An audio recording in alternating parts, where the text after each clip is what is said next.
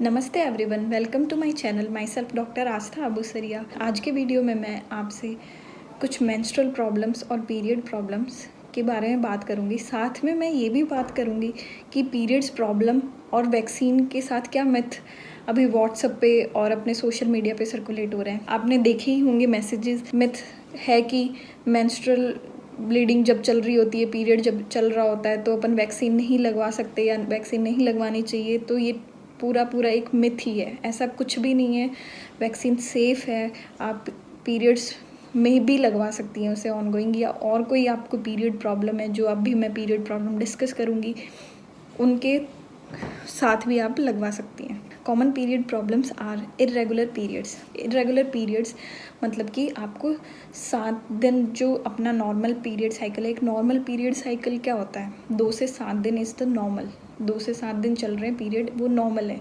On an average 4 days, ठीक है। और 28 डेज़ टू 36 डेज़ का जो है साइकिल वो है, तो वो नॉर्मल है। लेकिन इरेगुलर है मतलब कि 7 डेज़ में नहीं, मतलब आपके 7 डेज़ में कंप्लीट नहीं हो रहा है, तो वो अपने इरेगुलर पीरियड है। Second common problem is the PMS, premenstrual syndrome. Third is the dysmenorrhea, painful periods, menorrhagia, heavy bleeding, medication associated, जैसे कि आप स्टेरॉइड पे हैं, एंटीकोएगुलेंट पे हैं, तो उसके साथ एसोसिएट इरेगुलर पीरियड्स। सबसे पहले हम बात करते हैं इरेगुलर पीरियड्स। इरेगुलर पीरियड्स कि आपको पीरियड के बीच में स्पॉटिंग हो रही है, या आपका साइकिल 2 to 7 डेज से कम या ज़्यादा है, या फिर 21 डेज से 36 डेज़ के बीच का जो साइकिल है वो इरेगुलर है, तो दिस इज़ इरेगुलर पीरियड।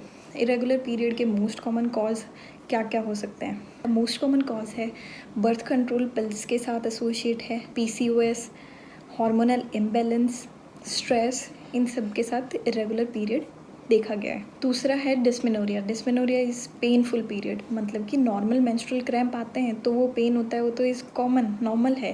लेकिन क्रैम्प से भी सहन नहीं होता है, कोई मेडिकेशन एंटी इन्फ्लामेटरी आपने ली, उससे ठीक नहीं हो रहा है। Dysmenorrhea is the painful period. Painful period का मतलब है जो नॉर्मल मेंस्ट्रुअल क्रैम्प्स आ रहे हैं उससे भी तेज एक्सक्रूसिएटिंग पेन है, कि सहन ही नहीं हो रहा। एकदम से हीट पैक यूज़ कर लिए, जो भी अपन क्रैम्प के लिए ट्रीटमेंट यूज़ करते हैं वो मैं नेक्स्ट वीडियो में बताऊंगी।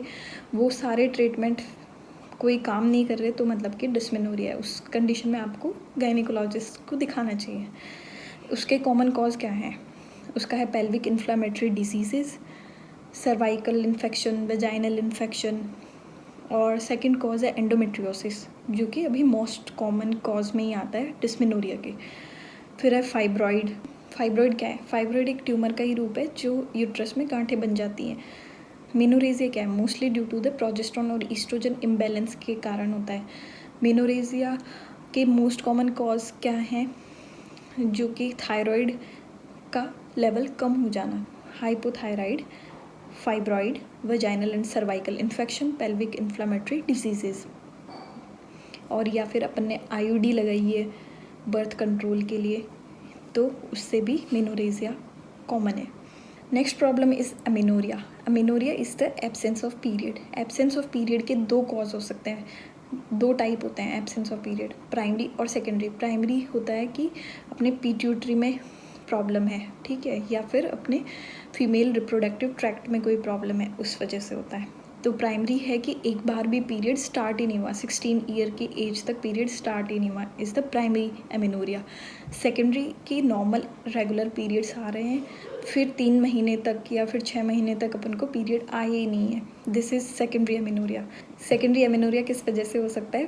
Pregnancy, breast feeding, type 1 diabetes mellitus, thyroid की दिक्कत है, हाइपो और हाइपर, एंड कोई क्रॉनिक डिजीज़ है, लंबे टाइम से कोई डिजीज़ है, कोई रीनल डिजीज़ या लीवर डिजीज़, देन अपन को सेकेंडरी एमेनोरिया देखने को मिल सकता है। एक प्रॉब्लम है PMS। Premenstrual syndrome. Pre menstrual syndrome में क्या होता है?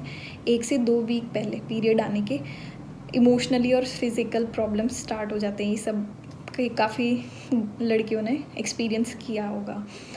उसमें क्या होता है कि मूड इरिटेबल हो जाता है, एकदम से डिप्रेसिव हो जाता है, एंजाइटी होती है, फूड क्रेविंग होती है, ब्रेस्ट टेंडरनेस होती है, एंड एक्ने, ये सब देखने को मिलते हैं, प्री मेंस्ट्रुअल सिंड्रोम, जो कि 1 से 2 वीक पहले होता है।